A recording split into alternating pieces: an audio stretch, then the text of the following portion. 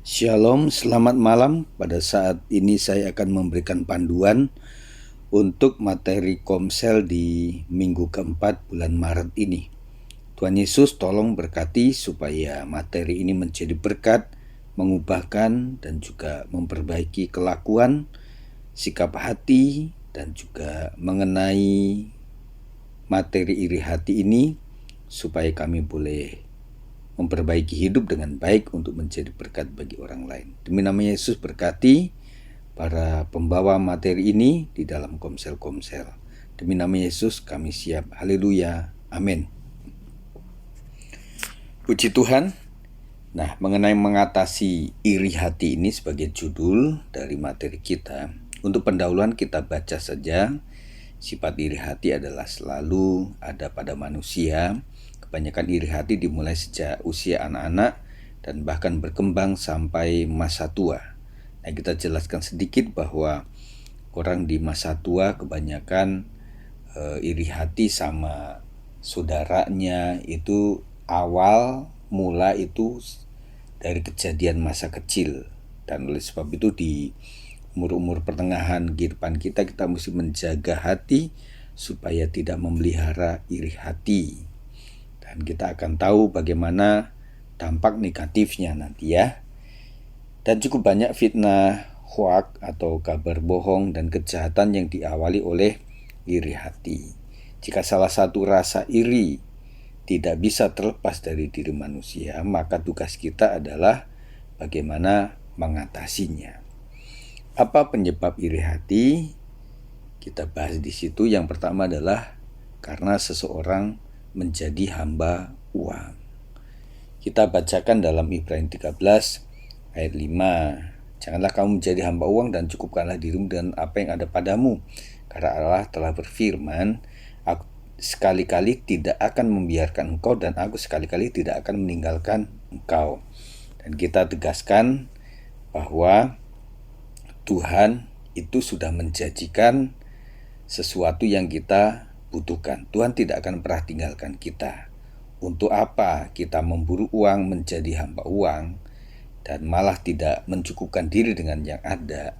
Boleh kita mencari, mengejar, tetapi jangan sampai menjadi hamba uang. Nanti kita akan lebih jelas lagi.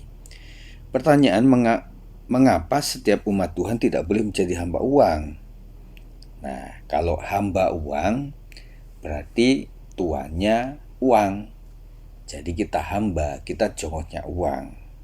Nah, padahal dalam Lukas 16:13 mengatakan seorang hamba tidak dapat mengabdi kepada dua tuan. Karena jika demikian ia akan membenci yang seorang dan mengasihi yang lain, atau ia akan setia kepada yang seorang dan tidak mengindahkan yang lain. Kamu tidak dapat mengabdi kepada Allah dan kepada Mamon. Jadi prinsipnya adalah bahwa kita mengabdi kepada Tuhan, sedangkan uang itu adalah sarana yang kita gunakan untuk memperlengkapi, memfasilitasi bagaimana melayaninya kita kepada Tuhan. Jadi kalau uang menjadi tuan kita, nah akhirnya yang disembah bukanlah Tuhan. Nah itu yang mengecewakan Tuhan, yang membuat Tuhan menjadi marah. Terus bagaimana perihal mempergunakan uang? Nah, seperti kata firman Tuhan dalam Lukas 16 ayat 9-11. Karena itu aku menegaskan, biarpun kekayaan dunia ini cenderung membawamu ke dalam dosa, gunakanlah itu untuk mempererat hubunganmu dengan sahabat surgawi, supaya ketika habis waktumu di dunia ini, kamu akan diterima di rumah-rumah surgawi. Setiap orang yang bisa dipercaya dalam hal kecil juga akan bisa dipercaya dalam hal yang besar. Dan setiap orang yang tidak jujur dalam hal-hal kecil juga tidak akan jujur dalam hal-hal yang besar. Jadi kalau kamu ternyata tidak bisa dipercaya untuk mengurus harta duniawi dengan jujur, maka Allah tidak akan mempercayakan harta surgawi kepadamu. Jadi firman Tuhan ini terus memberikan pelajaran kepada kita bahwa sesungguhnya uang itu adalah kendaraan, bukanlah tujuan.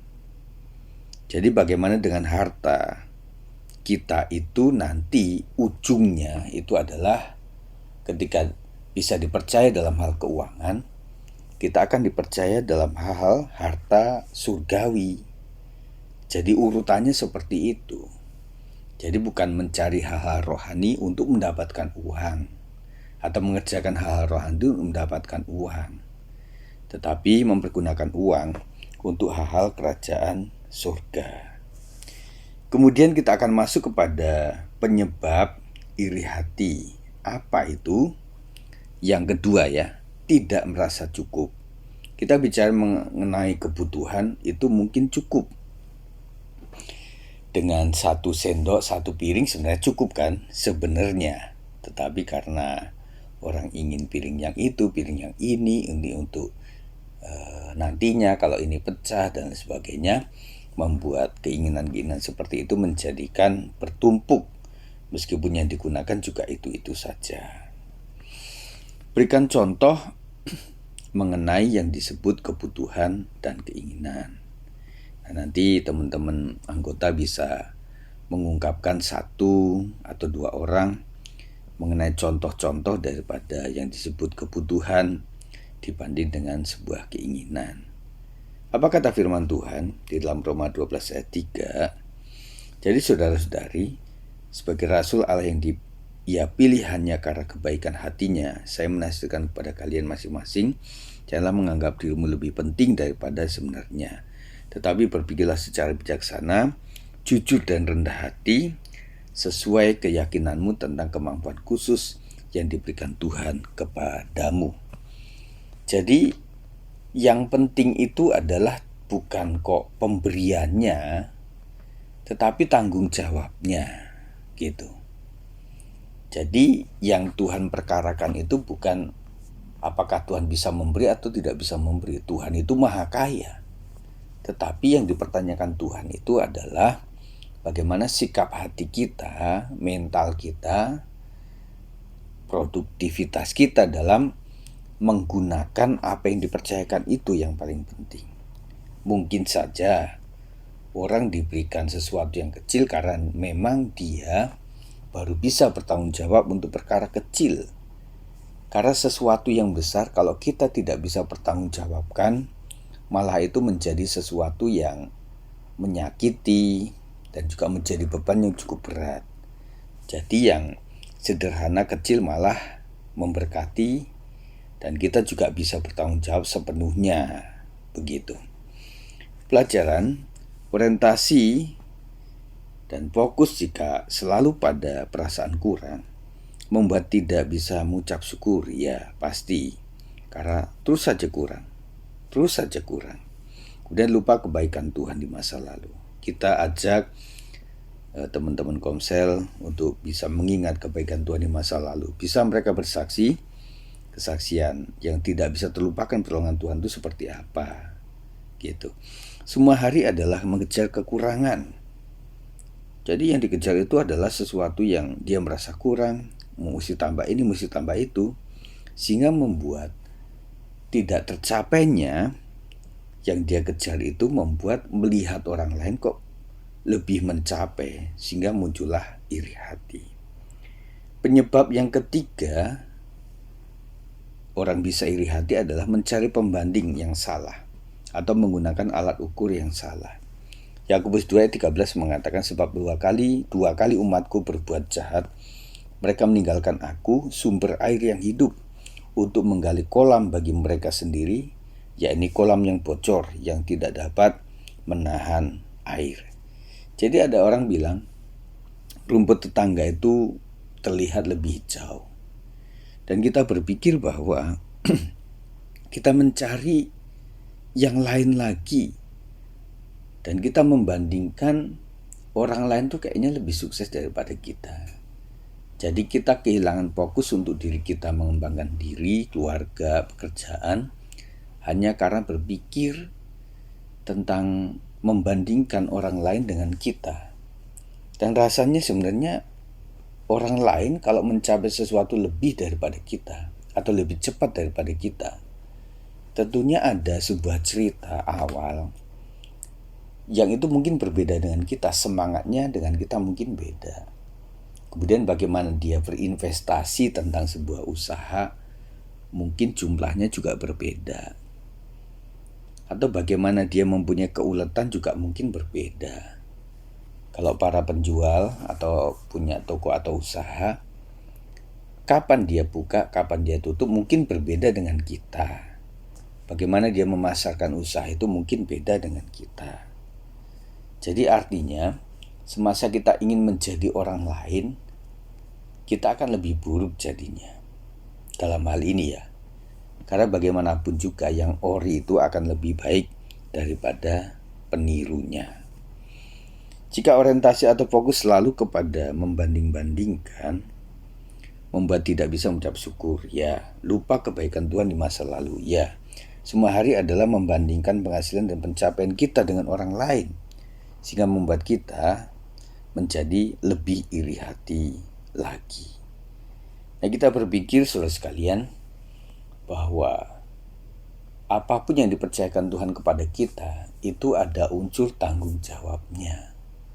Jadi memang kita itu dipercaya untuk sesuatu supaya itu kita kelola, karena setiap yang kita miliki itu ada tanggung jawabnya kepada keluarga kita, dan jangan lupa kepada Tuhan. Apa yang kita bisa berikan kepada Tuhan, karena dari situlah Tuhan akan mengukur kita apakah kita layak mendapatkan yang kita kejar itu, yang kita ingin seperti orang lain yang lebih tinggi, lebih luas, lebih berpenghasilan banyak daripada kita. Dan kita agak lupa bahwa Tuhan juga bicara mengenai bahwa Dia akan memberkati kita di saat kita tidur. Artinya apa? Bukan berarti kita disuruh tidur-tiduran, tidak. Tetapi ada usaha yang kita lakukan, tetapi jangan lupa bahwa ada berkat yang tidak kita ketahui, yang sebenarnya itu sumbernya adalah berkat Tuhan. Dan sebagai wujud daripada terima kasih kita kepada Tuhan, ada hal yang kita sampaikan. Setiap kekayaan harta atau berkat yang kita miliki ada hak, kewajiban kepada Tuhan. Kalau kita, itu yang disebut persepuluhan misalnya, 10% daripada penghasilan kita kembalikan kepada Tuhan. Jadi bukan kita berikan, tetapi kita kembalikan.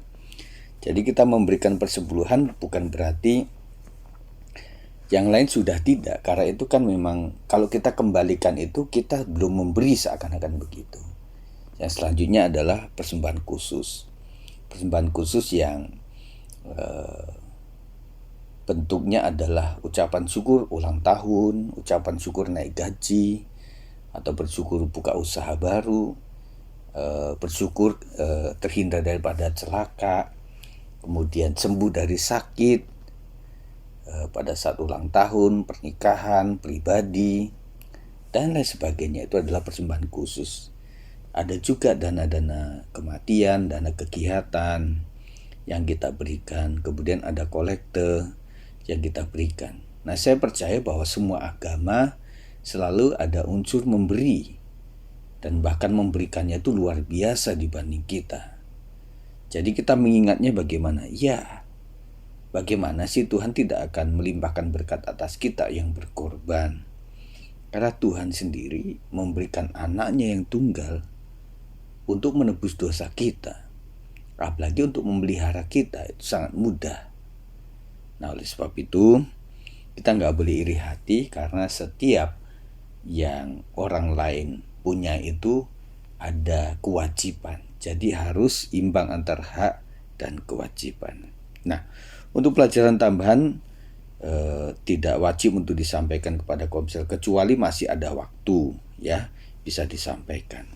Kalau waktunya sudah mendesak, ya sebagai pengetahuan saja untuk direnungkan di rumah masing-masing, ya, tentang dampak negatif iri hati. Sulit untuk bisa merasa tenang, kemudian selalu merasa kurang, mudah marah, kemudian mengacaukan kehidupan diri sendiri. Dan ada nasihat firman Tuhan di Yakobus 3:14-18, jika kamu menaruh perasaan iri hati dan kamu mementingkan diri sendiri, janganlah kamu memegahkan diri dan janganlah berdusta melawan kebenaran, Itu bukanlah hikmat yang datang dari atas, tapi dari dunia, dari nafsu dunia, dari setan-setan. Sebab di mana ada iri hati dan mementingkan diri sendiri, di situ ada kekacauan dan segala macam perbuatan jahat.